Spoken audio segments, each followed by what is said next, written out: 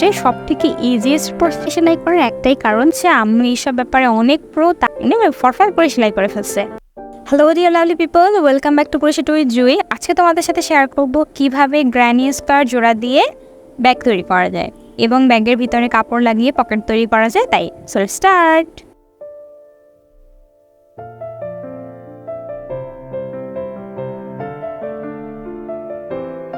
প্রথমে বলি, এই গ্র্যানি স্কোয়ারগুলো তৈরি করার ভিডিও আমার চ্যানেলে দেওয়া আছে, তোমরা চাইলে দেখে নিজেরাও তৈরি করতে পারবে। আমি ডেসক্রিপশনে লিঙ্ক দিয়ে দেবো। তো আমি এখানে চারটা গ্র্যানি স্কোয়ার নিয়ে নিয়েছি, দুইটা আলাদা আলাদা শেডের। আমি লাইট কালারের শেড দুইটাকে দুই সাইডে দিব এবং ডিপ কালারের শেডটাকে আমি মাঝখানে দিয়ে ব্যাগটাকে একটা শেপ দিয়ে নেবো। তো তোমরা আসলে দেখলেই বুঝতে পারবে আমি কিভাবে ব্যাগটা বানাতে চাচ্ছি। তো এইভাবে করে আমি একটা ট্যান ব্যাগ বানাবো। এটাকে অনেক সময় ট্যান ব্যাগ বলে, সাইড ব্যাগ বলে, অনেক কিছু নাম আছে আসলে। তো এই ব্যাগটাকে আমি জোড়া দেবার জন্য কালো সুতা ইউজ করতেছি। এটা হচ্ছে 9টা সুতা এবং পুরো গ্র্যানি স্কোয়ারটাই অ্যাকচুয়ালি 9টা সুতা থেকে করা। তো যে কোনো গ্র্যানি স্কোয়ার বা জয়েন করার ক্ষেত্রে সবথেকে ইজিয়েস্ট হচ্ছে স্লিপ চেইন দেওয়া বা স্লিপ স্টিচও বলা যেতে পারে। তো স্লিপ চেইনের থেকে ইজি হচ্ছে ক্রোশেটের মধ্যে আর কোনো সেলাই হয় না। আমি সবসময় চেষ্টা করি তোমাদের জন্য সবথেকে ইজিয়েস্ট প্রসেসটা কীভাবে তৈরি করা যায় সেটা। তো এখানে স্লিপ চেইন দিয়ে আমি প্রত্যেকটাকে জয়েন করে নেব।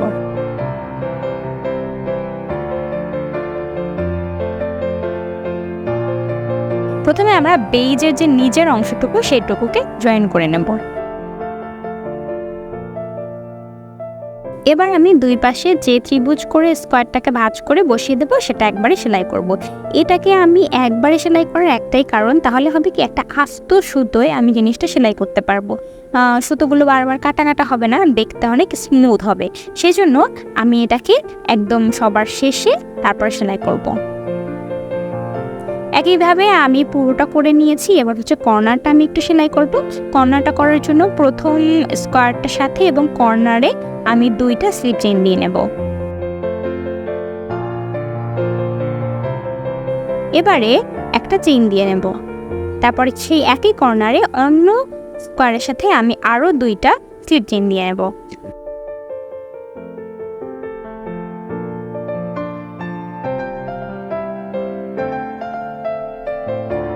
এবারে প্রত্যেকটা ডাবল ক্রোশেটের বা চেইনের ভিতর থেকে উঠিয়ে আমি একটা করে স্লিপ চেইন দিয়ে বাকিটা জয়েন করে নেব। এভাবে করে আমি দুই সাইডটাই একবারে জয়েন করে নেব।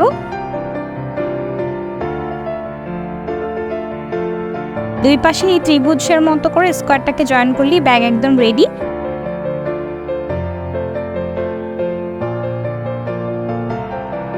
এরপরে এই যে খোলা অংশ, এটা হচ্ছে চেইন স্পেস। এই চেইন স্পেসে আমরা আরেকটু করে কালো সুতো থেকে আরেকটা বর্ডার সেলাই করে নেব, যেটা আসলে দেখতে অনেক সুন্দর লাগবে। এবং একই স্লিপ চেইন দিয়েই আমি বর্ডারটা তৈরি করে নিয়েছি, তাই আসলে ওইভাবে আমার দেখাতে মনে নেই। এবার হচ্ছে আমরা ব্যাগের পকেট তৈরি করব। তো পকেট তৈরি করার জন্য সবসময় মনে রাখতে হবে একটা শক্ত কোনো কাপড় নেওয়ার চেষ্টা করতে হবে, তাহলে ব্যাগটা অনেক সুন্দর হবে। এবং সেক্ষেত্রে আমি একটা জিন্সের প্যান্ট নিয়ে নিয়েছি, সেখান থেকে একটা পকেট নিয়েছি। এবার হচ্ছে আমরা এটাকে ব্যাগের সাইজ অনুযায়ী কেটে এটা সেলাই করব। এবার আমরা ব্যাগের সাইজ অনুযায়ী সেটা কেটে নেব। তোমরা চাইলে এখানে দাগ দিয়ে নিতে পারো, বাট যেহেতু কাজটা আম্মু করছে, আম্মু এইসব ব্যাপারে অনেক প্রো, তার আসলে দাগ টাক লাগে না, তাই আমার আসলে অনেক বেশি সুবিধা হয়, আমার কষ্ট কমে যায়। এবার এটাকে মাঝখান থেকে খুলে নিলাম। এবার এখানে আমরা চেইনটা বসাবো এবং চারপাশ থেকে ঘুরিয়ে সেলাই করে দেবো। বাই দ্য ওয়ে, এই ভিডিওটার কোয়ালিটি একটু খারাপ হতে পারে, কারণ এটা আমার টোটাল সেলাইটা আসলে রাতে আম্মু করে দিয়েছে, আমরা তো একটু সময় পাই না, তাই এই ভিডিওর কোয়ালিটি একটু খারাপ হতে পারে। তো প্রথমে আমরা চেইনটা সেলাই করে নেব। দুই পাশের দুইটা কাপড়ের সাথে আমরা চেইন সেলাই করে নেব।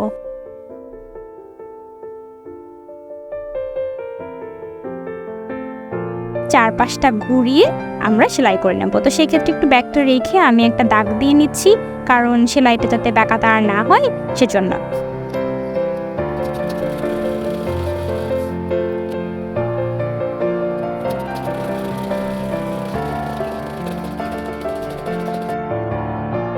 এবারে ব্যাগের কর্নারের সাথে, মানে ব্যাগের যে আলাদা করে যে পকেটটা বানানো হয়েছে সেটার সাথে আসল ব্যাগের বুননের কর্নার দুটোকে একসাথে মিলিয়ে তারপরে এটাকে ধরে সেট করব। সেট করার পরে আমরা এই ব্যাগটার সাথে চেইনটার সাথে সেলাই করব। এই কালো অংশের সাথে আর চেইনের সাথে আমরা সেলাই করে দেবো। সেক্ষেত্রে তোমরা চাইলে মেশিনে সেলাই করতে পারো, বাট আমার মেশিন আসলে অনেক পুরোনো মেশিন, এটা মনে হয় আমাদের থেকেও বয়সে বড় এরকম। তো সেই মেশিনে এত মোটা জিনিস, মানে জিন্সের প্যান্ট, চেইন, তারপর আবার সুতা থেকে বোনানো, এত কিছু একবারে সেলাই পড়ে না, এজন্য আমাকে হাতে সেলাই করতে হচ্ছে। তো এই ক্ষেত্রে হাতে সেলাই করাটাও ইজি, তেমন একটা কঠিন না। সেক্ষেত্রে তোমরা ওই যে আমরা স্কার্ফে যে পিনগুলো দিই না, ওইগুলো থেকে আগে একটু সিকিউর করে নিতে পারো, এরপর আস্তে ধরে সুন্দর করে সেলাই করে ফেলতে পারো। আম্মুর আসলে এইসব লাগে না, আম্মু প্রো আগেই বলছি, তো এই জন্য লাগে না। আমি জাস্ট একটু ধরছি, আম্মু ফরফর করে সেলাই করে ফেলছে।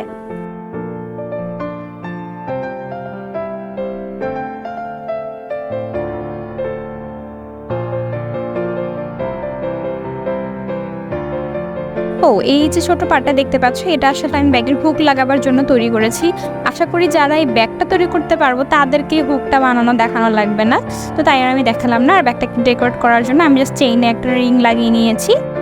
তোমরা চাইলে ব্যাগের বেল্টের জন্য সুতা থেকে বুনিয়ে ব্যাগের বেল্ট তৈরি করতে পারো, বাট আমার কাছে পুরোনো ব্যাগের বেল্ট ছিল, তাই আমি আর ঝামেলা করি নাই, এটাই লাগিয়ে দিয়েছি। And this is the final look. ব্যাগটা কেমন হয়েছে আমাকে কমেন্ট বক্সে জানিও। আশা করি তোমাদের কাছে টিউটোরিয়ালটা ভালো লাগবে এবং হেল্পফুল হবে। তো please like and subscribe, and also follow my Facebook page. Ta-da! See ya!